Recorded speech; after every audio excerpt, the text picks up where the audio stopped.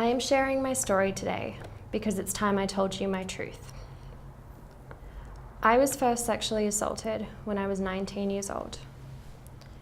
I don't remember any of it. A month later, one of my good friends killed herself.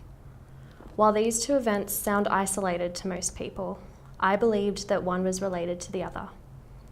My fractured mind constantly told me that if I hadn't been assaulted, maybe I would have been able to see through my own pain and help her. I ended up holding myself responsible for two traumas, neither of which was my fault. This thought consumed me and kept me silent. I blamed myself for both events, so everyone else would too, right?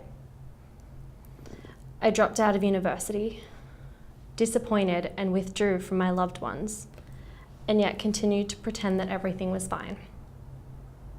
2 years later, I decided to move to Canberra to escape my demons and get my life back on track. A month after I got here, I was assaulted again.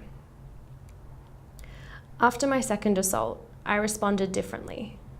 Instead of bottling it up, I recognized what happened to me and I talked about it, but I struggled in other ways.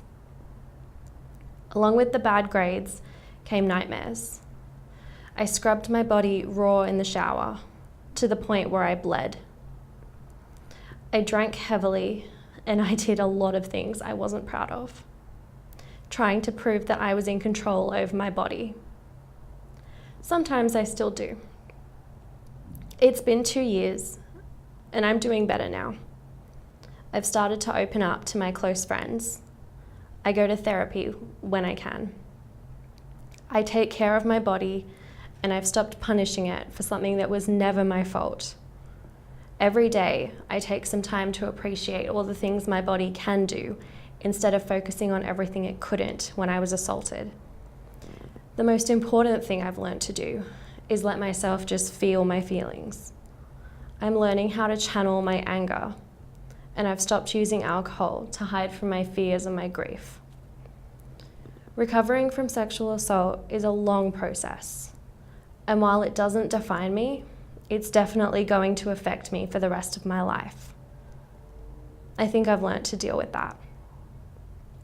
To any survivors listening to this story, you were never alone. You were always worthy of love and respect and help. This wasn't your fault. And I hope this helped.